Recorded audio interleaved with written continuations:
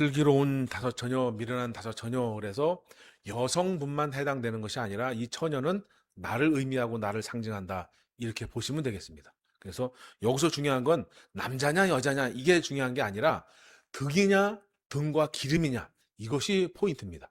요것만 잘 이해하시면 될 것 같습니다. 자, 그래서 이제 열 처녀, 10명의 이제 처녀가 있습니다. 그 중에 5명, 또 그 중에 5명이 나눠집니다.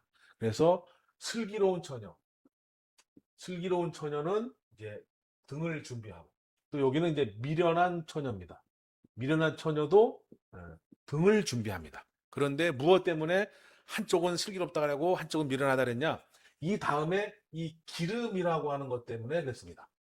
그래서 기름이 있는 처녀, 기름을 준비한 처녀는 슬기롭다라고 해주는 거고, 기름을 준비하지 않은 처녀는 미련하다 그러는 거예요. 그럼 우리가 여기서 이제 뭘 깨달아야 되느냐? 도대체 이 등이 상징하는 건 뭐고, 이 기름이 상징하는 것은 무엇이냐라는 걸 알면, 아, 나도 여기까지만 했으면 미련 곰탱이구나. 그런데 요것도 하려고 노력하는 거 보니까 이제 미련한 곰에서 슬기로운 처녀로 바뀌어가고 있다. 이렇게 보시면 되거나 아니면 아, 나는 슬기로운 여자구나. 이렇게 생각하시면 됩니다. 자, 그래서 등은 뭐냐? 성경에서 등은 빛이죠, 빛. 무언가를 밝히는 거잖아요. 그죠? 그리고 여기서 왜 등이 필요하냐면 이 신랑이라고 하는 분이 낮에 몇 시에 온다 딱 이렇게 시간이 정해져 있으면 사실 등과 기름은 별 의미가 없습니다. 그런데 신랑이 오신다고 했지만 낮에 오실지 밤에 오실지 언제 오실지 모르기 때문에 등과 기름이 필요한 거예요. 그래서 여기 맨 끝절에 13절에 보면 그런즉 깨어 있으라 너희는 그날과 그 시를 알지 못한다 그러죠. 그날과 그 시를 알지 못하기 때문에 등과 기름이 필요한 것이다 이거예요. 하지만 신랑이 정확한 연월 일시를 말씀해 주셨으면 사실 등과 기름은 의미가 없다. 그런데 알지 못하기 때문에 필요한 겁니다. 그래서 등은 밤을 대비해서 낮에는 보이니까 상관없는데 내 신랑인지 아닌지 보이니까 상관없는데 밤에는 모르기 때문에 멀리서 사람이 오면 이 등을 비춰서 나의 신랑이구나 하고 이제 이렇게 신랑이 맞으면 영접하고 신랑이 아니면 안녕히 가세요 그러면 되는 거예요. 그래서 등이 필요한 거죠. 그런데 중요한 건 자꾸 등은 떨어집니다. 등은 떨어져. 그래서 뭐가 필요하냐? 등이 이제 불이 심해져 갔을 때 이 기름을 보충해서 계속해서 빛을 밝힐 수 있어야 된다 이거예요. 그래서 성경에서 등은 뭐냐? 빛이고 어둠을 밝히는 거고 결국 예수님을 상징한다. 예수님. 등은 예수님을 상징하고 기름은 뭐냐? 기름은 성령 하나님을 상징한다. 이게 성령 하나님. 성경에서. 그래서 등은 예수님, 그다음에 기름은 성령이다 이거예요. 그래서 요거를 이제 신앙적으로 풀어보면 지금 현재 우리 한국에만 예를 든다면 뭐 1,000,000명까지는 안 되지만 1,000,000명이라고 친다면 1,000,000명이 다 예수님을 영접하고 예수님을 만났습니다. 다 만난 거예요. 그러면 일단은 기본적인 슬기로움에는 들어간 거죠. 그런데 과연 그 1,000,000명이나 되는 사람이 다 예수님을 영접했고 그 다음 단계인 기름, 성령의 인도함까지 받고 살아가느냐라는 거죠. 그것을 우리가 어떻게 할 수 있을까요? 여러분 성령의 인도함 받으면서 살아가십니까? 그럼 이렇게 질문하면 되죠. 성령 받으셨어요? 성령이 뭐 하는 분입니까?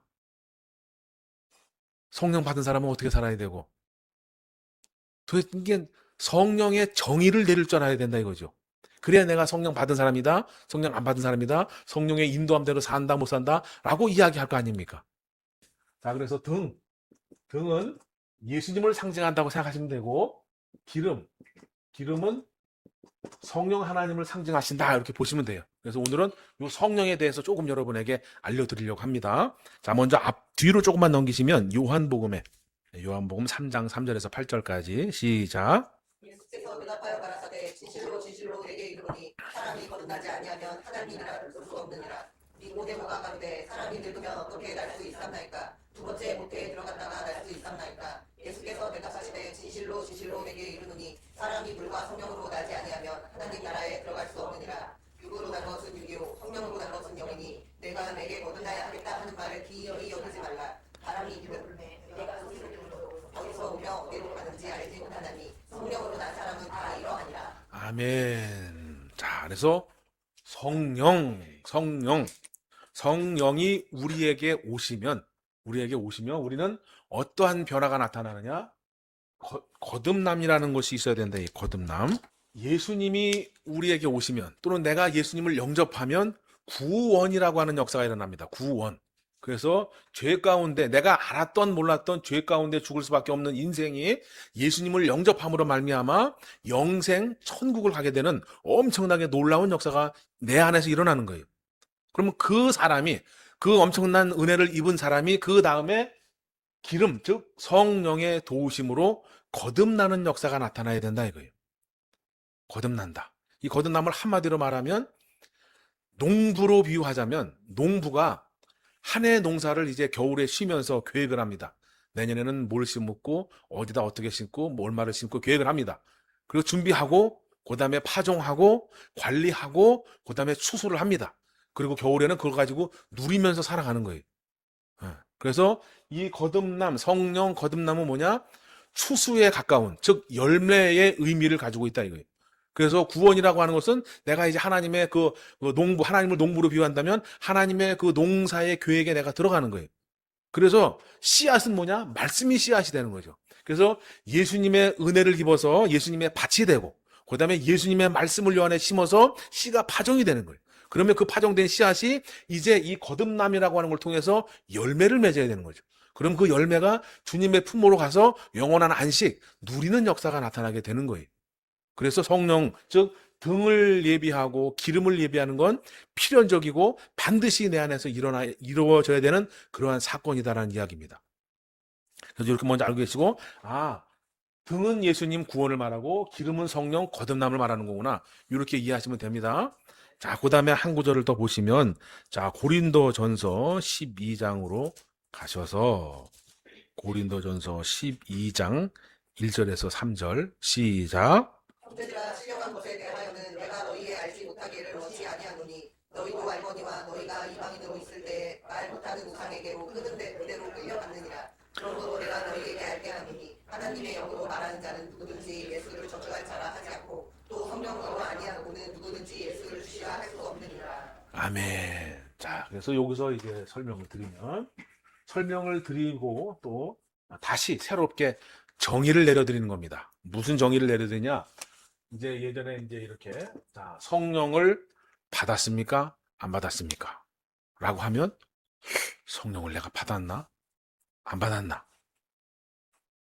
궁금하기도 하고, 또 이제 어떨 때는 성령은 이렇게 해서 받는 거다. 또는 성령이 내가 받았는지 안 받았는지 어떻게 알 수 있을까? 무엇을 하면 받았다. 이렇게 이제 우리가 알고 또 그렇게 가르치고 그렇게 배웠습니다. 여기서 새롭게 정해드리는 건 뭐냐? 여기 12장에서 크게 두 가지 사건이 있는 거예요. 첫 번째는 뭐냐? 내가 성령이 임했는지 안 임했는지 알 수 있는 방법. 첫 번째는 예수를 주라고 시인하면 성령이 받은 거예요. 여러분 예수님을 주님이라고 믿으십니까? 나의 주인이라고. 그럼 여러분은 성령을 받으신 거예요. 왜냐하면 성령으로 아니하고는 예수를 주라고 할 수 없기 때문에. 물론 여기서 이런 것도 있죠. 성령을 받았지만 그 성령이 내 안에서 왕성하게 활동하지 않는 것은 나타날 수 있습니다. 왜냐하면 성령 받았다 그래서 뭐가 변화가 되고 세상이 달리 보이고 그러는 건 아니에요. 그런 사람도 있지만 그건 드문 경우고 성령이 임했어도 내가 잘 인지하지 못하는 경우도 있다 이거예요. 근데 그것은 성령이 하시는 일에 대해서 모르기 때문에 그래요. 성령이 하시는 일을 조금씩 알아가면 내 안에서 성령의 역사가 다방면에서 활동 왕성하게 이제 나타날 수 있습니다. 그거는 이제 추후에 또 말씀을 드리고, 그래서 첫 번째 내가 성령이 임했나 안 임했나 알 수 있는 건 내가 예수를 주라고 시인하나 안 시인하나 고백하나 아니하나 요것만 보시면 된다. 그리고 두 번째로가 뭐냐? 그래도 날 잘 긴가민 게 아리송하다. 아리송해 이렇게 한다. 그러면 뭐냐? 성령의 나타남을 주는 거예요. 내가 고백하면 하는데도 그래도 성령이 내 안에 안 오신 것 같아. 성령이 임하지 않은 것 같아. 이런 사람, 약간 의심 있고 잘 안 믿어지는 사람한테는 성령의 나타남을 주는 거네. 나타남. 그 나타남이 뭐냐? 바로 은사가 되는 거예요. 은사. 그리고 우리는 그전에 뭐냐면 은사가 안 나타나면 성령 안 임한 거다 라고 하는데 그렇지 않다 이게. 은사가 임하지 않아도 성령은 충분히 내재할 수 있고 임재할 수 있다 이게. 은사가 나타나면 이렇게 은사가 나타나면 확실한 이제 표적이 되기 때문에 아, 성령 받았구나라고 더 알 수 있겠지만 은사를 하지 못해도 성령은 받을 수 있는 거다. 할렐루야. 예, 반대로 역설적으로 얘기하면 예수님을 영접하는 것이 힘든 겁니다. 그런데 성령 하나님이 하시는 것까지 힘들다면 우리가 천국을 어떻게 가냐. 여러분은 이제 예수님을 어떻게 마음의 문을 열는지 모르지만 나가서 전도해 보시다면 정말 예수를 받아들이는 게 굉장히 어려운 거예요. 정말 왜냐면 예수님을 영접한다는 얘기는 이 나의 사고방식과 나의 살아왔던 그런 삶의 패턴이라든지 내가 살아오면서 경험했던 모든 것들을 다 완전히 그냥 벗어버려야 되는 거거든요. 이게 보통 어려운 일이 아닌데. 그런데 성령 하나님을 모시고 사는 것까지 힘들다고 한다면 이거는 하나님의 구원의 법칙에 너무 크게 좀 어긋나는 거다라는 거예요. 그래서 예수님을 영접하는 것은 나의 모든 것을 다 이렇게 내려놔야 되니까 그것이 힘든 거고, 그 다음에 성령이 내주하시는 것은 어렵지 않다. 그러면 뭐가 어려운 거냐? 성령의 가르침대로 사는 게 어려운 거죠.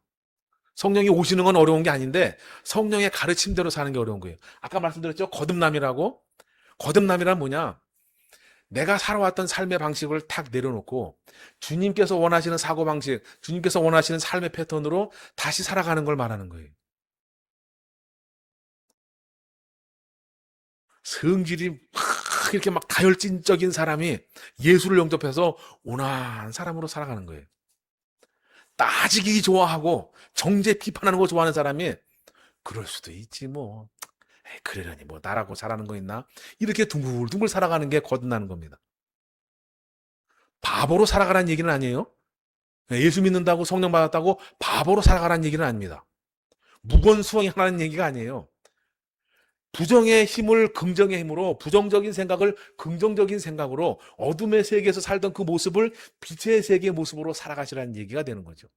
우리는 이제 예수님 영접했고, 그 다음에 성령이 여러분 예수를 주라고 시인하고 고백하시기 때문에 이미 성령이 내주하시는 거다. 그럼 그 다음부터는 우리가 이제 거듭나는 거에 대해서 좀 심도 있게 생각을 해보시고, 그 다음에 거듭나는 거에 대해서 애쓰고 힘쓰는 것이 있으면 우리가 바로 성령의 인도함을 받는 것이고 기름을 준비하는 것이다 이거예요. 그리고 또 하나 차이는 뭐냐? 등은 가지고 오면 되는 거예요. 요거는 기구기 때문에 가지고 오면 되는 겁니다. 이건 단회적인 사건이에요. 그냥 뭐 어디 가서 사오든지 뭐 집에 있는 거 갖고 오든지 갖고 오면 되는 거예요. 하지만 기름은 뭐냐? 만들어내야 되는 거예요. 만들어내야 되는 거. 그리고 소멸성이다. 이거 소멸성. 여러분 기름 짜시려면 힘드시죠? 기름 방앗간 나서 이렇게 보시면 알 거예요. 우리는 방앗간 갖다 주면 짜주는 것 같지만 그렇지 않다 이거예요. 기름을 예를 든다면 그거를 갖다가 농사 짓는 것도 전 과정이 필요하지만 방앗간에 가서도 그거를 씻어야 되고 그다음에 말려야 되고 막 볶아야 되고 기계에 넣어서 푹 짜야 된다 이거예요. 그렇게 힘들게 기름을 짰는데도 유통기한이 있습니까 없습니까? 그죠? 그냥 햇빛에 놓으면 바로 산패가 되잖아요. 그래서 먹지도 못하고. 예. 그런 기름도 있지만 실제 뭐 석유라든지 뭐 경유라든지 그들도 닫아놓자고 그냥 놓으면 증발돼서 날아간다 이거예요. 그러면 휘발성이 떨어져서 불도 안 붙고. 그래서 등은 단회적인 거기 때문에 예수를 영접하는 건 한 번만 영접하고 한 번만 시인하고 고백하면 된다. 하지만 기름은 계속해서 꾸준하게 나타나야 된다 이거예요. 그래서 그 꾸준하게 나타나는 게 뭐냐? 바로 고린도 12장 한 장만 넘겨보시면 13장이 나옵니다. 13장. 그래서 거듭남 또 성령의 역사를 통해서 꾸준함은 뭐냐? 바로 사랑이다. 사랑. 그래서 사랑은 이제 제가 읽어드리겠습니다.